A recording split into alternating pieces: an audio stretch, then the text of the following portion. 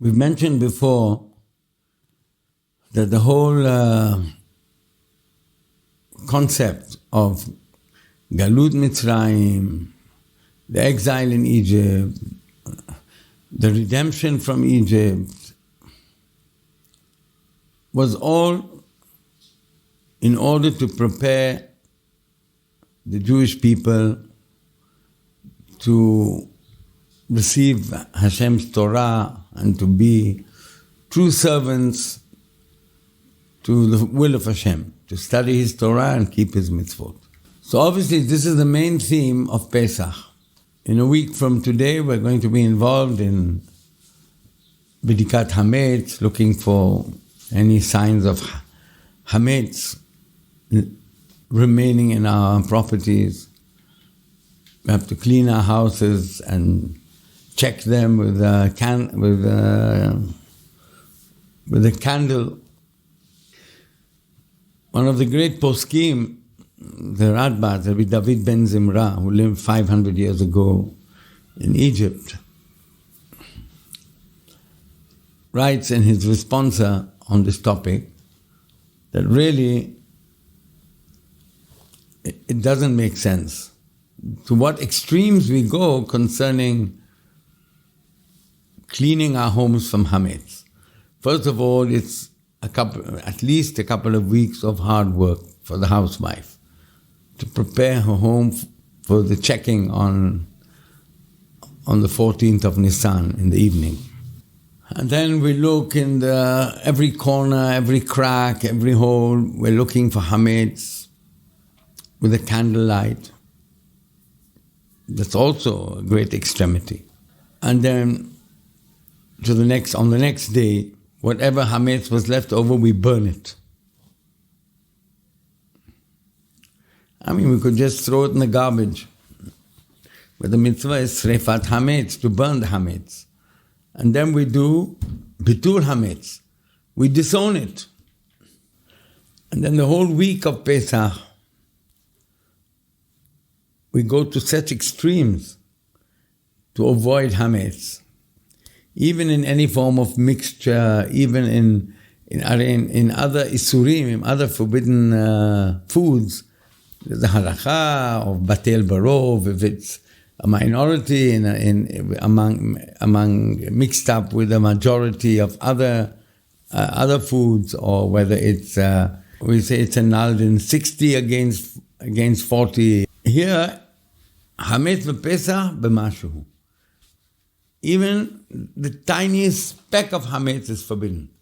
And if it somehow gets into a person's mouth, there's a problem. So the Radbaz asks, what are all these extremities concerning Hametz? It doesn't make sense. Different from anything else that's forbidden. So he answers, the only way we can explain it is by understanding that Hametz, which is really seor, which is yeast, which we put into a dough and it rises, and Hametz is bread baked from dough which rose,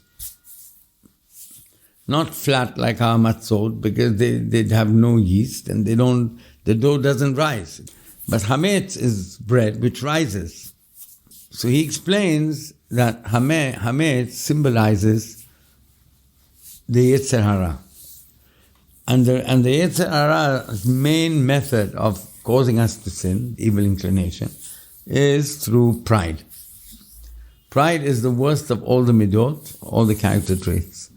And someone who has pride, it can lead him to all the sins in the world. So the Torah wanted us once a year to totally disconnect from Hametz, which represents the Yetzer Hara and pride and being puffed up. And on the contrary, to be humble, to be low-key, to put down all your lusts and your desires for physical and material benefits. And disconnect from physicality and materialism and make a strong connection to spirituality, to Hashem. Once you've already separated yourself from all the lusts and desires of the physical world.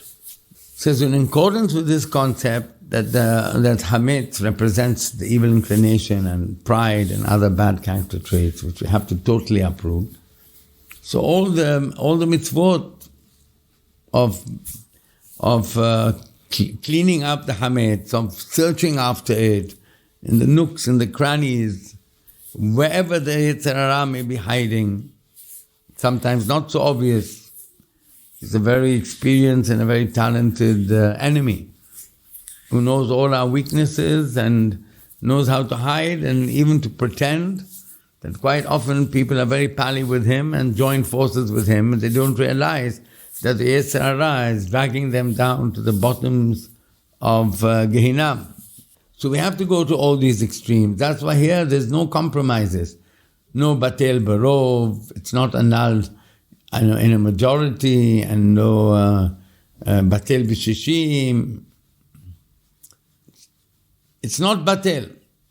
Even Hozer V'Ne'or, it can make a comeback at any time. Even if you annulled it, it makes a comeback and it's a problem again. Even the tiniest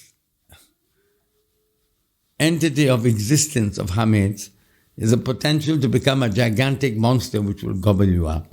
You have to destroy it. You have to burn it and do away with it and disown it, to be totally disconnected from all evil. And this is exactly the spirit of Pesah. This was the transition from the exile in Egypt, which is a place of immorality and disbelief and wickedness, to life in the desert as preparation for Eretz Israel, which was totally spiritual. So in between, we have these days of Pesah, which borderline between these two extremes of Olam Hazeh and Olam Haba, literally, this world and the world to come. And that's why during this period of time, we go to such extremes to make it clear and to pronounce with no doubt in our hearts, in our minds, that we belong to Hashem and that we disown the Yetzer Hara and we uproot him and smash him to pieces and burn him, that he shouldn't have any existence anymore. In order to latch on now, from now on, to spirituality, to working on our character traits and doing more mitzvot correctly according to the halakha. In fact, this is what the pasuk says: Sur mera va'aseh tov. First, sur mera, move away from evil, and then aseh tov, do good. Since the ultimate purpose of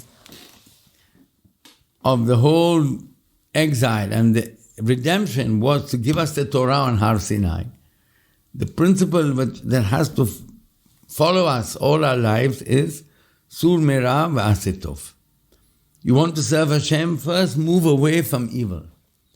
As David HaMelech said, Ohavei Hashem sin'u ra. Those who love Hashem hate evil. Evil is to be totally distasteful for us. It's not that we should say, wow, it's nice, it looks good, people are having a good time with their immorality and their games and their sports. It looks very nice, but of course I can't be part of it because I'm religious, I keep the Torah, I can't be there. That's not how it has to be. Ohavei Hashem sin'u ra. Whatever evil people do, we have to hate. Because the whole problem starts when we start, when in our hearts, in our minds, we give them some credit that it's not so bad after all.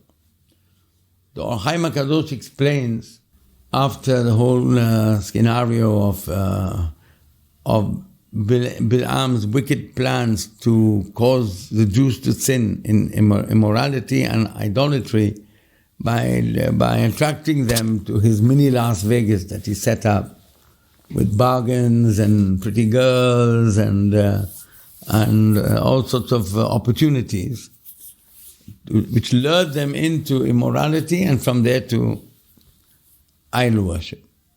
He caused them to sin heavily. The Pasuk tells us, tzror et hamidyanim v'hikitem otam. Hate the Midianites for what they did to you and punish them. And then, in a further down parasha, it says, Linkom nikmat Hashem b'Midian. Go now to war with the Midianites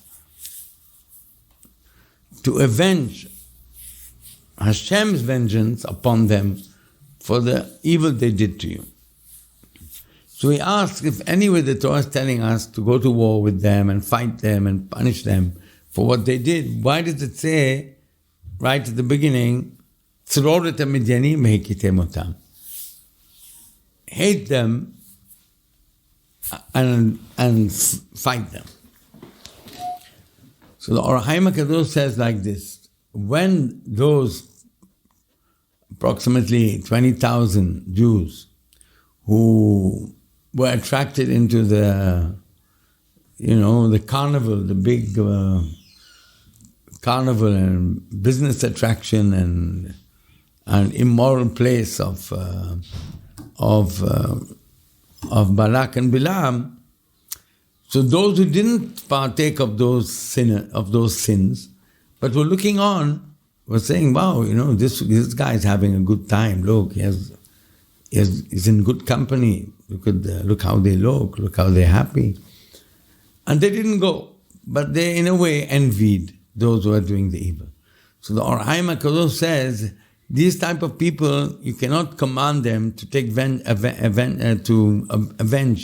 the Hilul Hashem that was done. Hashem is going to tell them, Lech, go out to fight the Midianites to avenge what they did to you. These people who looked upon them in an envious way, thinking, this could be me having a good time. Okay, I'm religious, I'm not going to go, but it does seem to be a good thing. These people cannot ever fight the evil because they still think that evil can be nice. Evil is attractive. Evil is impressive. We have to totally uproot from our minds and our hearts being impressed by evil people and their actions and their deeds. Like we said before, Ohavei Hashem sin'u ra. Those who love Hashem hate evil, because every connection to evil is taking us away from Hashem. And if we love Hashem, we want to be with Hashem, the only way is to be totally disconnected to evil. And if so, you have to hate evil. So now we have a base to understand how through Pesach and all the mitzvot of Pesach, we're making a clear statement to Hashem. Hashem, we hate what's evil. We're going to search it out in the nooks and the crannies, burn it, disown it, and totally disconnect ourselves from anything evil with the Yetzer Hara. And then we can come close to you, love you, and fear you, and keep your Torah and do your will. So, Hashem is saying, I took you out of the subjugation, the slavery of Egypt, so that you will now serve Hashem on this mountain. To be able to serve Hashem and keep His mitzvot, we have to uproot the Yetzer Hara. And that's not an easy job. David HaMelech said, Libi halal b'kirbi. My heart is hollow inside of me. What did he mean? King Solomon said, Lev hacham limino, v'lev ksil lismoro. The heart of a good person is to his right, and the heart of a bad person is to his left. Obviously, that's not literal. But what it means is that the Yetzer Hara, his place is in the left chamber of the heart, and the Yetzer Tov, his place is in the right chamber of the heart. So the heart is the arena where all the time the right and the left, the good and the bad are fighting. David fought the Yetzer Hara to such an extreme that he kicked the Yetzer Hara out of his home in the left section of the heart. And now his heart is hollow. Libi halal bikirbi. So that's a very high level. Most people in the world can never get to that level. And we know that it's Hashem's will that we train our evil inclination and make it a partner in serving Hashem. As Hazal explained on the Pasuk, it says, B'chol levavcha, with all your heart. But why does it say levavcha with two betim? It should say B'chol levcha with all your heart. So Hazal say no, the two are referring to Yetzer HaTov veYetzer HaRa, B'chol levavcha, B'shnei Yetzrecha, with both your inclinations, the evil and the good, serve Hashem. There are many mitzvot which can never ever be fulfilled only with linking the Yetzer Hara as well and use his powers on this specific point. For example, say, the Torah wants us to be humble to the extreme. Me'od me'od havishval ruach. The Torah loves humility. Moshe Rabbeinu was only praised for his humility. Va'ish Moshe anav me'od mikol ha'adam asher al penei ha'adama. He was the humblest person in the world. And yet, there are instances where we do need a little bit of self-esteem. We do need self-esteem. For example, if people are making fun of us that we're religious and we keep mitzvot, saying we're old-fashioned, we're primitive, we're something out of the Middle Ages, there's no room for religion in our centuries, etc., etc. The solution is Vagava libo b'darkei Hashem. Don't let them put you down. Just the opposite. Feel proud that you're Jewish. Feel proud that you're religious. So how can we be proud? So the answer is using pride for serving Hashem, for being proud that you're a servant of Hashem. So we can use pride for the good. That's B'chol levavcha. So sometimes we don't and we can't totally uproot the Yetzer Hara, but we can train him and change him from a devil into an angel. That's the wording of the Ari, to change him from a devil to an angel. And all of this we learn from Pesach. At least 1 week in our year,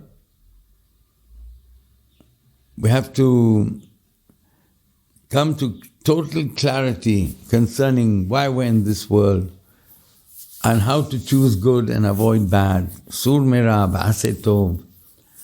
And we use the whole concept of Hamets, but Pesach as a sign, as a symbol of this concept of doing away with the yeast, with the puffed up dough, and living for 1 week on a very low-key level of matzah, like poor people who don't have time for their dough to rise and bake it as blown up bread, but to eat it flat and simple, to know where we come from very simple sources, and to know that what's put upon us, the yoke we have, is very obligating, very powerful, and we have to work hard towards those ends, and that can only come through total appreciation of what we're doing.